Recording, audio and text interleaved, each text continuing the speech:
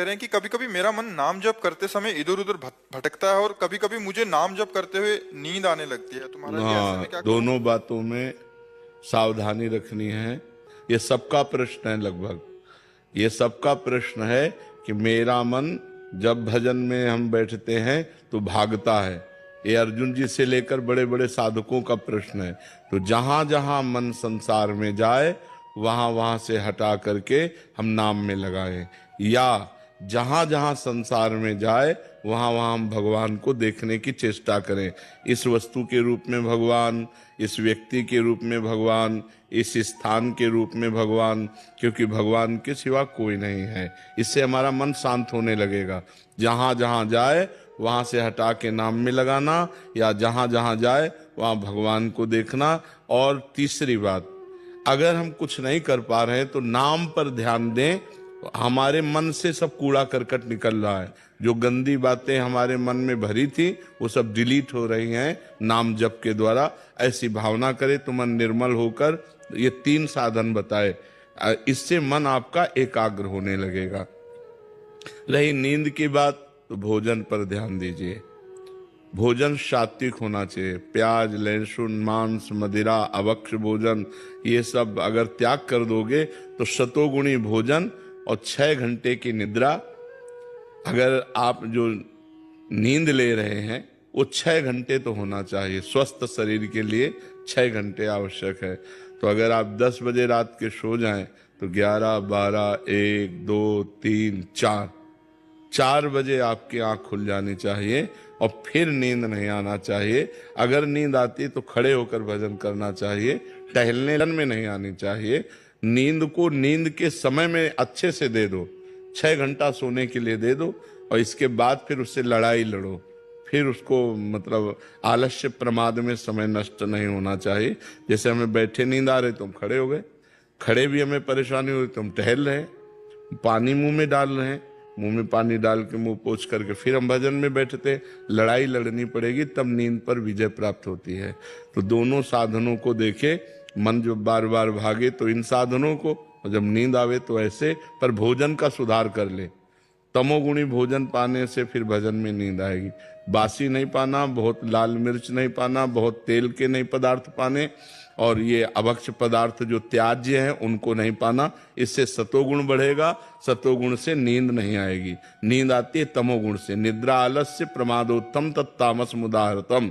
तमोगुण से ही नींद, आलस्य और प्रमाद की उत्पत्ति होती है।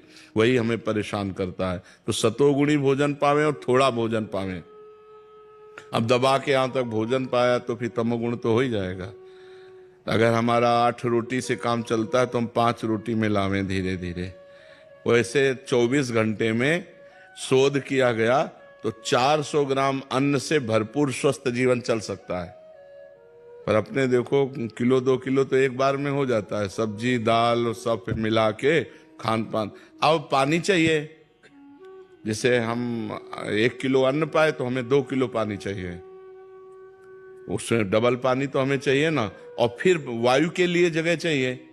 पेट में थे, अब पेट में दबा के अन्न ही भर लिया, फिर पानी तो ऊपर सांस फूल रही है और भजन में मन नहीं लगेगा। प्रमाद स्थिति। अल्पाहार, थोड़ा भोजन पाए, अच्छे से जल जितनी आवश्यकता है 3-4 लीटर 24 घंटे में तो जल चाहिए ही, और वायु के लिए जगह खाली रहनी चाहिए। तो साधक साधना कर सकता है। नहीं तो अब होड़ लगाकर भोजन पाने वाले हैं कि हम तो फिर भजन नहीं होगा। जिसका भोजन नीरस उसका भजन सरस, और जिसका भोजन सरस उसका भजन नीरस। पक्की बात समझ लो। भोजन में बेस्वाद पाना चाहिए। दाल रोटी सब्जी उसमें कोई स्वाद, लेकिन स्वाद नाम में लेना चाहिए। राधा राधा राधा। जिसमें भगवान के चरणों में प्रेम न हो, उनका नाम जप न हो, उनका गुण कीर्तन न हो, वो कर्म धर्म सब आग लग जाए। जो भगवान के चरणों में भाव न प्रकट करे, वो यहां कह रहे हैं। यदि भगवान के चरणों में भक्ति नहीं, नाम जप नहीं, भजन नहीं, तो वो ज्ञान किस काम का? वो नैष्कर्म कर्म भी किस काम का जो अच्युत भावनाविहीन, भगवत भावनाविहीन, भगवान को अर्पण नहीं किया गया? फिर वो काम कर्म जो बंधन कारक है उनकी तो चर्चा ही क्या है।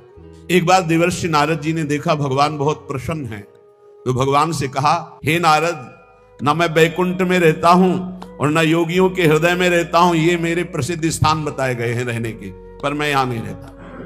मैं वहीं रहता हूं जहां मेरा भक्त नाम का कीर्तन करता, मेरी चर्चा करता, मेरे गुणों का गान करता है। यदि मनुष्य गंध पुष्पादि के द्वारा मेरे भक्तों का पूजन करते हैं तो मुझे इतनी प्रसन्नता होती है कि जो एक मेरी पूजा करे तो मैं उतना प्रसन्न नहीं होता जितना मैं अपने भक्त के पूजन से होता हूं।